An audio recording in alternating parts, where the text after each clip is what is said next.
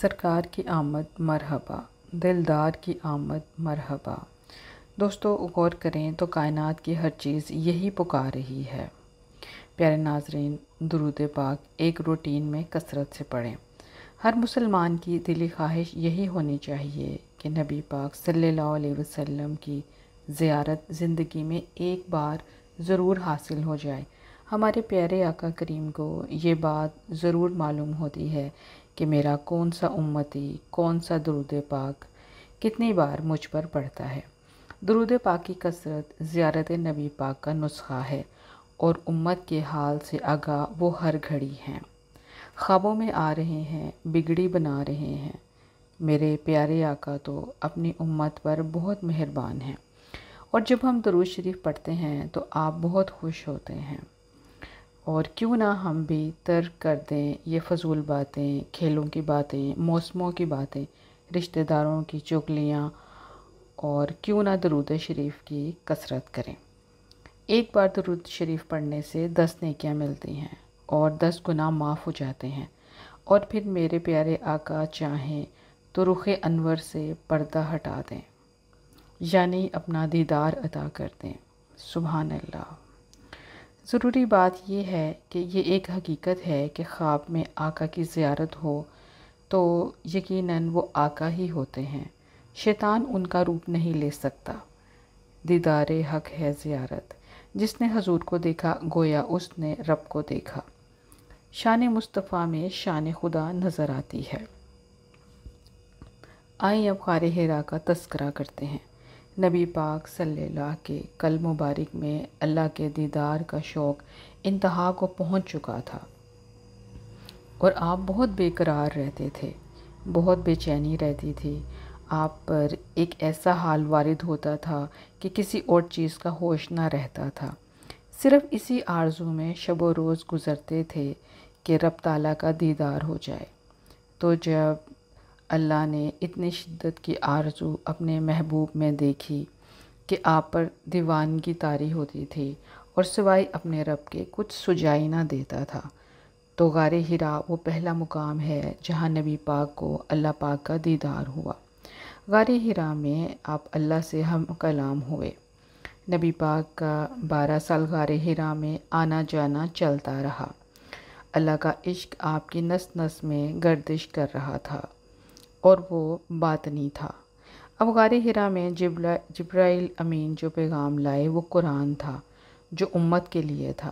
جبرائیل امین نے قرآن کی کنجی جو نبی پاک کو تھمائی، وہ قرآن امت کے لیے تھا، اور نبی پاک کا روحانی سفر نبوت سے پہلے سے تھا۔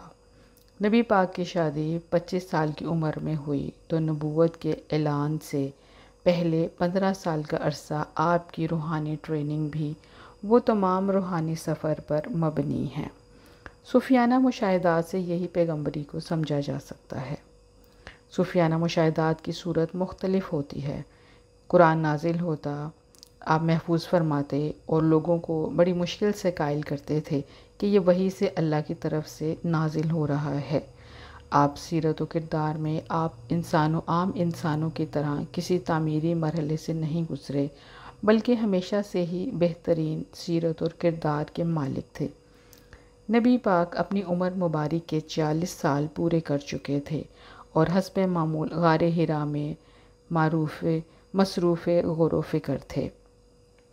ایک فرشتہ حاضر ہوا، آپ سے فرمایا پڑھیے۔ آپ نے فرمایا میں پڑھنا نہیں جانتا۔ غار حرا میں نبی پاک کو نبوت عطا ہو رہی تھی۔ سورۃ الگ کی 5 آیتیں نازل ہوئیں۔ ان آیات کے نزول کے بعد آپ کی طبیعت بوجھل ہو گئی، اور آپ کو یہ خوف لاحق ہو گیا کہ وہ نبوت کی اس قدر بھاری ذمہ داری کیسے پوری کر سکیں گے، مگر رب کائنات نے آپ کو یہ بھاری بوجھ اٹھانے کے لیے تیار کر رکھا تھا، اور یہ ارشاد فرما کر اپنے محبوب کی شان اور عظمت میں اضافہ کر دیا تھا۔ اللہ نے فرمایا اگر ہم یہ قرآن کسی پہاڑ پر نازل کرتے تو تم دیکھتے وہ اللہ کے خوف سے دبا جاتا یا پھٹ پڑتا۔ یہ مثالیں ہم لوگوں کے لیے بیان کرتے ہیں تاکہ وہ غور و فکر کریں۔ رسول اللہ کی تعلیمات میں قرآن مجید میں غور و فکر کو بہت اہمیت حاصل ہے، اور غور و فکر سے ہر نقطہ کھلتا ہے۔ بندہ نقطے میں موجود دنیاؤں کو اپنی سخت کے مطابق دیکھ لیتا ہے۔ اللہ کے محبوب حضرت محمد کی حیات مبارک میں خالق کی رضا اور ضمیر کی آواز پر عمل اور خود سپردگی نمایاں ہے۔ رسول اللہ نے شدید تکالیف اور ذہنی اذیتوں کے باوجود صبر سے کام لیا، عزم و استحکام سے دل شکن حالات کا سامنا کیا، اللہ پر یقین اور توکل سے ہر آزمائش میں کامیاب ہوئے۔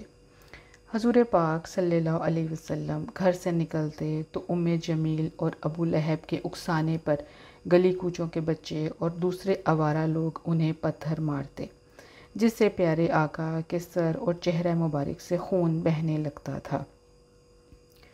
پیارے آقا دامن سے خون پونچھتے اور گھر واپس پہنچتے تو حضرت خدیجہ انہیں اس حال میں دیکھ کر دکھ بھرے لہجے میں پوچھتی، کیا آج آپ نے بہت رنج اٹھایا ہے؟ تو آپ کے الفاظ مبارک ذہن کی مرکزیت اور اس پر یقین کے ساتھ قائم رہنے کے عزم کو بیان کرتے ہیں۔ رسول اللہ نے فرمایا، اے خدیجہ، جب انسان یہ جان لے کہ وہ کس مقصد کے لیے اور کس کی خاطر رنج اٹھا رہا ہے تو اسے دکھ اور درد کا احساس نہیں رہتا۔ ناظرین، رحمت للعالمین حضرت محمد کا تصور اور تعلیمات پر عمل کرنے سے اسرار الہی کھلتے ہیں، اور اللہ والے اپنے شاگردوں کو فرماتے ہیں، اللہ تعالیٰ کی معرفت حاصل کرنی ہو تو رسول اللہ کو دل کی آنکھوں سے دیکھو، اللہ کی قربت عطا ہو جائے گی۔ اللہ تعالیٰ نے اپنے محبوب کا ذکر بلند فرمایا۔ محترم دوستو، ہم سب کو اللہ کے محبوب آخری نبی نے ظلم و ستم کی چکی میں پسنے سے بچایا ہے۔ ہم اور آپ کے اوپر فرض ہے کہ اب دنیاوی تعلیم کے ساتھ ساتھ دینی اور روحانی علوم سیکھیں۔ کائنات کا ہر ذرہ اور ہر فرد آپ کی رحمت سے مستفیض ہوتا ہے۔ آپ کی شفقت سے انسان نے جان لیا کہ کائنات کا معزز رکن احساس کمتری اور احساس برتری دونوں سے آزاد ہوتا ہے، اور وہ اللہ تعالیٰ کا فرما بردار ہوتا ہے، اور وہ اسی نظریے سے دنیا کو دیکھتا ہے۔ پیغمبر اسلام اللہ کے محبوب حضرت محمد کی حیات طیبہ کیئر آف اللہ طرز فکر پر قائم ہے، یعنی اللہ کے پسندیدہ طریقے کے مطابق اللہ کے لیے زندگی گزارنا ہے۔ اس سوچ میں ہر قسم کے غیر متوازن وائبریشن کا علاج بھی یہی پیغام روشنی ہے اور زندگی ہے اور بصیرت ہے۔ غار حرا کی شب اللہ نے نبی پاک کو جو مشن سونپا تھا میدان عرفات میں مکمل ہو گیا، اسلام بھی مکمل ہو گیا اور قرآن بھی مکمل ہو گیا۔ اللہ نے نبی کے ذریعے پیغام دیا کہ یہی دین کامل ہے بندوں کے لیے، اور آپ کا مشن مکمل ہو گیا۔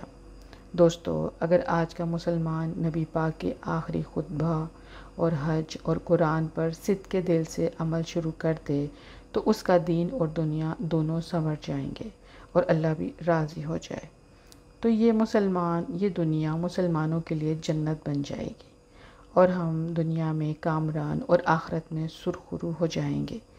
نبی پاک کی ہستی بیش قیمت ہے اور بہت ہی مبارک ہے۔